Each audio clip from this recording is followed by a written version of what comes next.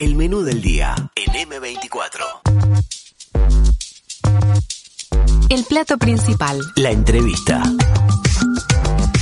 Según informes elaborados por Cooperativa Comuna, la Comisión de Presupuesto de la Federación Nacional de Profesores de Educación Secundaria FENAPES y en base a datos de la Administración Nacional de Educación Pública, este año secundaria sufrió un recorte tanto de personal como de horas con respecto a 2020, mientras que el salario de las y los docentes cayó ya 3/4 partes del ajuste anual. El informe de seguimiento presupuestal analiza las variaciones anuales de los aportes al Banco de Previsión Social de ANEP. En el caso de secundaria, se desprende que entre marzo de 2020 y 2021 se produjo una caída de 6.4% en los aportes al BPS. El estudio comparativo también registra para el mismo lapso un 0,6% menos de personal. Según los cálculos de Cooperativa Comuna, esto representa un recorte de 2.117 unidades docentes de 20 horas al año, es decir, más de 40.000 horas de recorte al mes. Si a este ajuste se le agregan las horas perdidas por vacantes que no se cubrieron a lo largo del año, al fin de ciclo se habrán perdido 1 millón de horas. Este próximo miércoles habrá un paro nacional de educación pública, movilización en todo el país contra el recorte, en defensa de la libertad sindical y por un proyecto educativo democrático. Para conversar sobre esto estamos en comunicación con José Olivera, secretario general de FENAPES. Buenas, Olivera, gracias por atendernos. Muy buenos días, un saludo a ustedes en el estudio y a toda la audiencia. Muchísimas gracias. Olivera, ¿qué implica este recorte de horas para los docentes y qué impacto tiene para los chiquilines, para los alumnos? En primer lugar, una precisión importante con respecto al correcto informe que ustedes colocaban. Cuando hablamos del recorte de 40.000 horas, estamos hablando de horas semanales, que esta es la fórmula de calcular las horas, por lo menos en educación secundaria y también en educación media, al igual que formación docente. De ahí que cuando uno multiplica esas 40.000 horas semanales por 4 semanas promedio, nos dan unas 160.000 horas al mes, que multiplicada a lo largo del año son más de 1 millón de horas, solamente si tomamos en cuenta los meses del año lectivo, no todo el año calendario, que ya sería un poco más. En verdad, esto es una demostración clara de cómo el relato de las autoridades, desde la construcción presupuestal el año pasado hasta hoy, en estos momentos donde incluso se comienza a tratar la rendición de cuentas en la Cámara de Diputados, ocultó un hecho de la realidad, que es este recorte brutal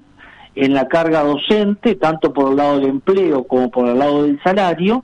que obviamente tiene consecuencias negativas para las condiciones de trabajo, pero muy especialmente, y subrayo esto, muy especialmente en lo que respecta a las condiciones de estudio,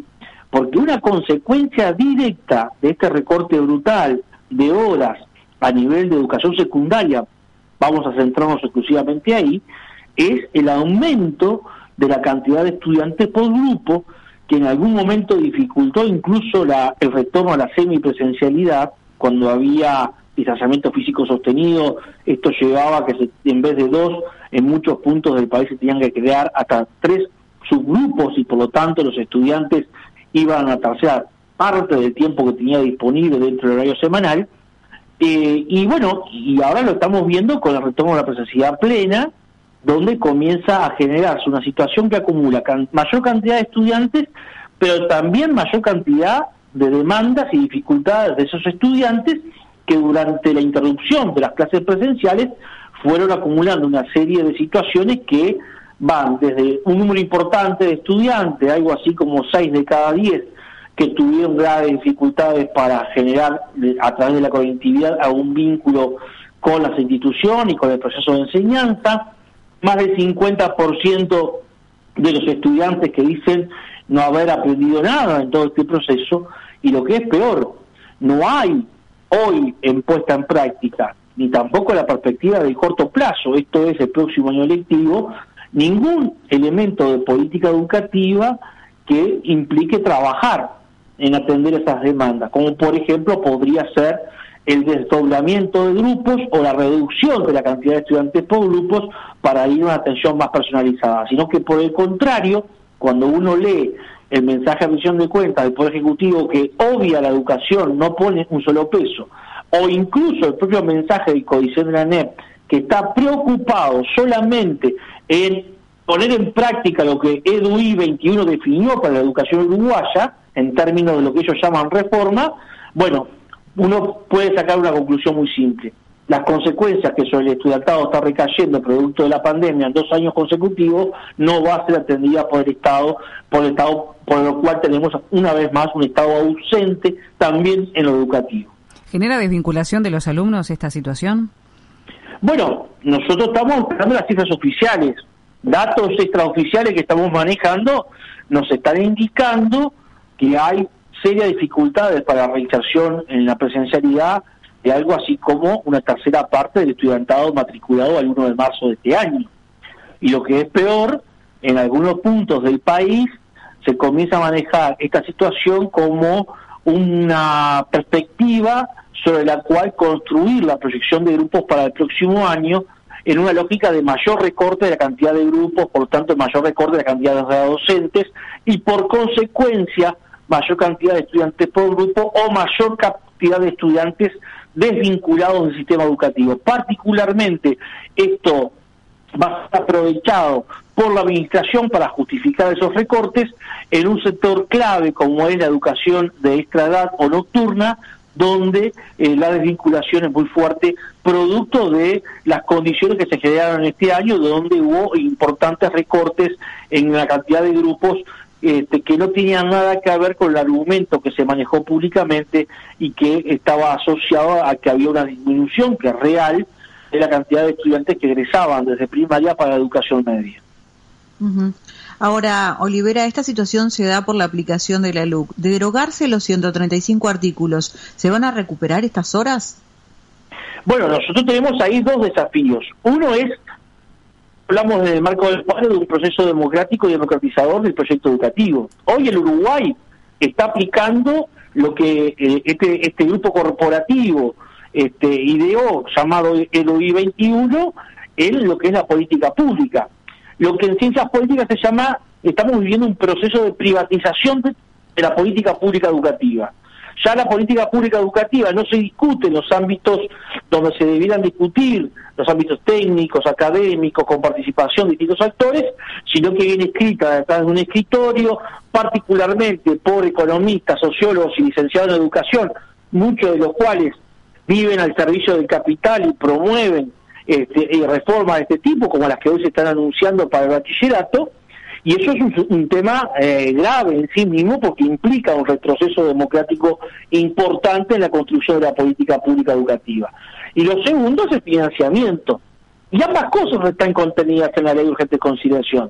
porque en la nueva forma de gobierno que establece la LUC en el marco de la ANEP, donde todo se concentra en el codicen de la ANEP, y esta a su vez delega o relega de su autonomía con respecto al Ministerio de Educación y Cultura, que son las cosas que habilitan esta privatización de la política pública educativa, asociado al recorte presupuestal, votado el año pasado, reafirmado este año en el marco del presupuesto en primera instancia y la revisión de cuentas en estos momentos, bueno, son 2 elementos que también están en la luz, dado que la regla fiscal, por ejemplo, es la que ha llevado a que el gobierno, a pesar de la pandemia, haya tenido esa lógica que se sale a vender como un éxito en el exterior por parte del presidente de la República, de que en el marco de la emergencia sanitaria, las consecuencias económicas y sociales que está generado, bueno, hizo, entre comillas, un ahorro de $600 millones que se está evidenciando en estas cosas que recién describíamos. En redes sociales, FENAPES da cuenta una imagen ilustrativa del país justamente en color naranja y rojo, la mayoría es en rojo, justamente por la pérdida de esta cantidad de horas. ¿Cómo es el impacto a nivel país? Porque si bien las horas son menores en el interior, también se puede entender que hay menos estudiantado que en la capital. ¿Qué resolución hacen en ese aspecto? No, la situación es genérica, obviamente por un tema de volumen, de densidad poblacional y por lo tanto de centros educativos, uno va a identificar claramente en el mapa que Montevideo despunta con respecto a la cantidad de las vacantes, por ejemplo, que es un tema que hoy nos está preocupando. Pero miren que 100 horas, 150 horas en un departamento puede ser de un peso significativo importante. Fíjense que después de Montevideo, el departamento que más centros educativos secundarios tiene es el caso de Canelones, y así, bueno, uno comienza a analizar los distintos departamentos y hay volúmenes de 300, de 200 y de 170 y pico de horas sin cubrir, que en algunos casos son grupos enteros que desde el principio de año no han tenido una docente o un docente en alguna disciplina, en alguna asignatura. Por lo tanto, el impacto es de carácter nacional, sin lugar a dudas, así como también lo fue de carácter nacional el recorte en materia de grupos producto del recorte presupuestal. Y ahí sí, con un mayor impacto en el interior profundo, donde orientaciones que antes existían en algunos liceos, incluso en zonas rurales, que hoy fueron retirados, que hoy fueron recortados, bueno, le ha impedido a estudiantes poder seguir una determinada orientación o una determinada carrera, porque ya esos cursos no existen, y de existir en el departamento muchas veces son en zonas tan distantes que les hace inviable poder asistir a los centros educativos. Con lo cual, estas políticas tienen una consecuencia directa, que es el aumento de la desafiliación, de la desvinculación, del quedar afuera de un mayor número importante de estudiantes a lo largo y ancho del territorio nacional. Ahora, ¿qué opina, por ejemplo, FENAPES? Porque recién usted hablaba de las orientaciones, ¿no? Pero hay cambios que se quieren aplicar y que precisamente tienen que ver con el bachillerato, donde, bueno, esas orientaciones que existen hoy, como son humanístico, biológico, científico o artístico, van a desaparecer y se va a aplicar un bachillerato interdisciplinario general, y recién van a elegir en sexto, que lo definen como un énfasis. ¿Cuál es la opinión que tiene FENAPES de esto? Mire, a cuenta de un mayor análisis que todavía no hemos terminado de procesar colectivamente, yo diría 2 o 3 cosas que son claves. Una, esta reforma se hace desde una concepción economicista. Tiene una lógica clarísima: reducir la cantidad de horas docentes para de esa forma bajar la masa salarial, que es parte de un objetivo que el gobierno nacional le ha impuesto a todo el sistema educativo. Ahí hay un primer elemento. Un segundo elemento tiene que ver con que hay una fuerte contradicción entre algunos conceptos generales que manejan esta lógica reformista, en términos de que se ha insistido mucho en propuestas curriculares que atiendan los intereses y las inquietudes de estudiantes, y sin embargo se le va a querer imponer una única formación a nivel de bachillerato, nada más ni nada menos. Y la tercera, que también es una contradicción en sí misma, muchas veces se ha dicho que uno de los graves problemas que tiene la educación media superior en Uruguay es que es muy propedéutica, es decir, que tiene un formato donde va dirigiendo muchas veces al estudiante hacia las formaciones universitarias, y hoy se dice que muchas veces en la mayoría de las facultades ya no se exige tanta especificación. Entonces, si yo no quiero un bachillerato propedéutico, ¿cómo voy a ir a una reforma curricular que esté al tono con lo que plantea la universidad? Con lo cual esto denúa un cuarto problema, y es que aquí se va a una formación general básica para la inmensa mayoría de nuestras futuras generaciones. En un momento donde el conocimiento es un factor clave, determinante, no solo en el desarrollo de los países, de las naciones, sino de las personas, aquí a un número importante de nuestros jóvenes, yo diría la inmensa mayoría, se le va a dar una formación tan básica que en el mejor de los casos le servirá para competir, entre comillas, esto de competir, en el mercado laboral, ocupando los peores puestos de trabajo, en las peores condiciones de trabajo y en las peores remuneraciones. Porque esta es la lógica que se le quiere imponer a la educación pública, mientras que se le reserva para las élites, en el marco de la educación privada, la formación integral, la formación de cara a acceder al conocimiento y a tener capacidad de producirlo, en desmedro de la inmensa mayoría de nuestros gurises en términos de generación futura. Olivera, esto es un retroceso para los chiquilines en cuanto a nivel educativo, eso por un lado, y por otra parte, ¿qué consecuencias va a traer para los docentes este cambio? Bueno, miren, yo creo que estamos ante un gobierno de derecha y extrema derecha que tiene una clara convicción restauradora desde la concepción neoliberal, donde muchas de las cosas que hoy se están planteando, como este bachillerato general, ya se ensayaron en los 90, donde el sistema educativo quedó partido en dos, particularmente en el segundo gobierno del doctor Sanguinetti,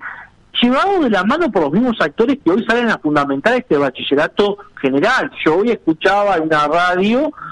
hablar al sociólogo Renato Perti, que se lo presenta como experto en educación, un verdadero mercenario al servicio del capital, que ha recorrido el mundo llenándose los bolsillos, fomentando este tipo de reforma. Uno Perti, para que ustedes tengan una idea, y las más jóvenes tengan noción de quién estamos hablando, en los 90, cuando muchos recibíamos pérdida salarial o cobrábamos con papelitos, como fue en la crisis del 2002, cobraba en dólares. Fue uno de los tipos que, entre otros, se llevó miles y miles de dólares del Estado, de lo que pone la sociedad, asesorando en este tipo de reforma. Por lo tanto, aquí hay un claro retroceso en materia educativa, en la lógica restauradora, con los mismos procesos, con las mismas dinámicas, con los mismos objetivos y con las mismas personas que en los 90 fragmentaron el sistema educativo y no hicieron más que engordar los bolsillos de unos pocos en demero de unos cuantos.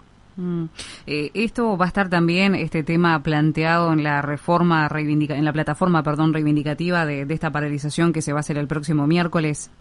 Sí, estos dos puntos que hemos venido hablando con ustedes, el tema del recorte presupuestal y el tema del proyecto o el plan de política educativa nacional, que queremos que sea democrático y democratizador en ese doble sentido, asociado a una denuncia muy fuerte que es la persecución político-sindical que se viene desarrollando en toda la ANEP, a pesar de que su presidente o sus principales autoridades digan lo contrario. Los hechos están demostrando que hay una lógica del miedo y del terror instalada de las autoridades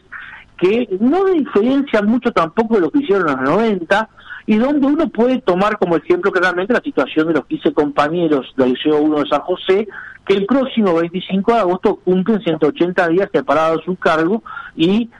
con retención del 50% de sus saberes, y todavía no sabemos cuál va a ser su suerte, porque bueno, aquí basta con que se levante una voz crítica, basta con que se plantee alguna perspectiva diferente a que la que pretenden las autoridades para que se caiga sobre quien la hace o quien la formule todo el peso de la administración, muchas veces violentaron incluso las garantías del debido proceso. Por lo tanto, estos son los tres ejes básicos que van a componer una plataforma de un paro que se da en toda la educación pública. Y yo me detengo, que me extienda un poquito. Es importante señalar a la audiencia que el próximo 18 va a haber un paro general nacional de 24 horas que va a afectar a educación inicial y primaria, a educación secundaria, a educación técnico-profesional, al área de formación en educación dentro de lo que es la ANEP, a DUR y a FUR a nivel de la Universidad de la República, y también los que es el sindicato Situtec en el marco de la Universidad Tecnológica. Y a esto se le agrega el paralización de actividades también de los funcionarios técnicos de servicios de secundaria, nucleados en ATES, así como los funcionarios técnicos de servicio y administrativos del propio Codicen de la ANEP. Por lo tanto, vamos a un paro general nacional de 24 horas en toda la educación pública, con movilizaciones en todo el territorio nacional. En el caso de Montevideo, se está convocando a una concentración a la hora 12 en la Plaza 1 de Mayo, donde luego de recibir la caravana que además va a estar llegando sobre esas horas que van a llevar adelante los compañeros de COFE, también por reclamos presupuestales, se va a proceder sobre las 13 horas a la lectura de una proclama. Olivera, días atrás un tuit de Robert Silva, presidente del Codicen, motivó que ustedes lo denunciaran por violar la Constitución y hacer proselitismo, al referirse Silva al nuevo consejero del Codicen y manifestar que el anterior se iba para participar de las próximas elecciones de la lista 4. ¿Evaluó esto formalmente FENAPES? ¿Se prevén algunas acciones?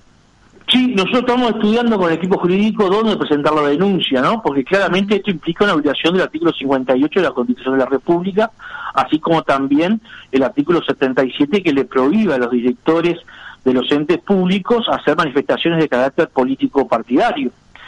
Claramente Robert Silva sale en la promoción de una lista que va a competir en las próximas elecciones que se van a desarrollar el 30 de octubre, que la va a encabezar casualmente el maestro Oscar Pedroso, quien fuera suplente suyo en el anterior periodo, donde ganó uno de los cargos, y esto a nosotros nos preocupa en doble sentido. Primero, por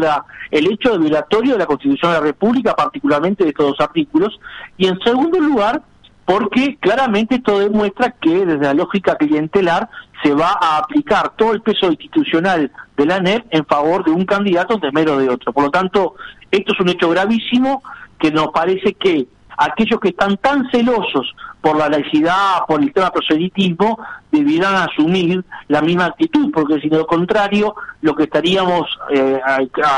aconteciendo, lo que estaría aconteciendo, y a lo cual nos estaríamos acostumbrando, que sería algo peligroso, es al derrumbamiento del Estado de Derecho, donde las normas corren para unos, pero no corren para otros, particularmente si nosotros son partidarios del gobierno de turno, como en este caso la coalición que encabeza el doctor Lacalle Pou. Para ir cerrando, Olivera, desde FENAPE se han dicho que están de acuerdo que se investigue la presunta justificación irregular de horas sindicales otorgadas a docentes de secundaria entre el periodo 2015 y 2019, con el caso del profesor Marcelo Slamovich a la cabeza. Independientemente de la investigación parlamentaria, donde se creó una comisión, ¿ustedes prevén hacer algo como gremio, alguna investigación propia? Mire, nosotros estamos en dos escenarios que son diametralmente opuestos en este sentido. Hoy la administración está llevando adelante una investigación administrativa cuyo informe primario del abogado instructor echa muchísima luz sobre muchas cosas que se han manejado públicamente y que en definitiva termina eximiendo de responsabilidad a este docente y reconociendo que aquí se actuó en el marco de un acuerdo, en el marco de lo que establece el derecho colectivo del trabajo. Eso es lo que dice el informe primario del abogado instructor de la investigación administrativa que se está llevando a cabo en la órbita de la Dirección General de Educación Secundaria. Otra cosa es el circo montado en el Parlamento, donde claramente se trata de un caso típico de la UFER,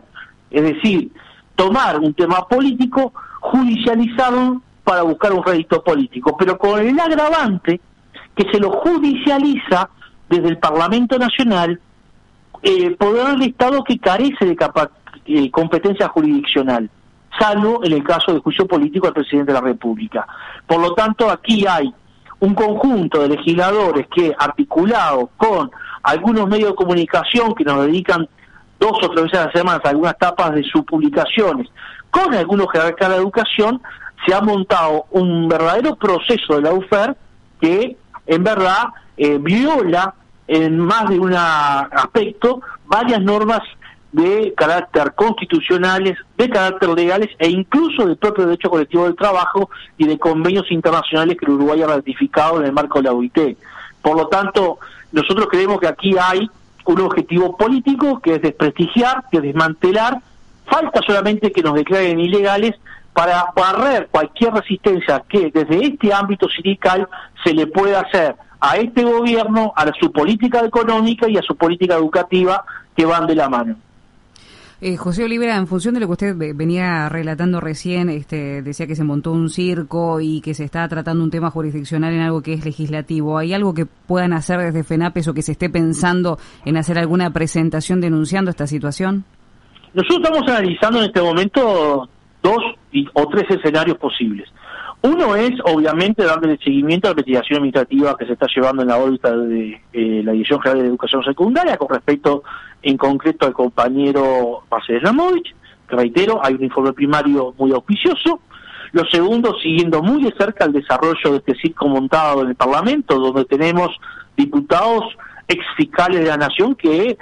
interrogan como si estuvieran en un juzgado, incluso con hostigamiento a más de un testigo, en un procedimiento totalmente incomprensible e incompatible con la Constitución de la República. Y en tercer lugar, estamos trabajando con un grupo de abogados especialistas en distintas áreas, donde claramente hay 2 caminos que ya estamos comenzando a trabajar en borradores, que son obviamente la propia OIT y particularmente su Comité de Libertad Sindical, así como también la Comisión Interamericana de Derechos Humanos, porque aquí se están violando muchas normas de carácter internacional a la cual el Uruguay se ha suscrito, en tanto se ha reconocido algunas declaraciones que emanan de la propia Corte Interamericana, o mejor dicho, de todo el sistema ONU o de todo el sistema que implicaría la OEA, ¿verdad?, a nivel continental o regional. José Olivera, secretario general de la Federación Nacional de Profesores de Educación Secundaria, le agradecemos muchísimo este paso por el menú del día. No, gracias a ustedes, como siempre, ha sido un gusto. Igualmente. 97.9 FM Montevideo. 102.5 FM Maldonado. Escucha distinto.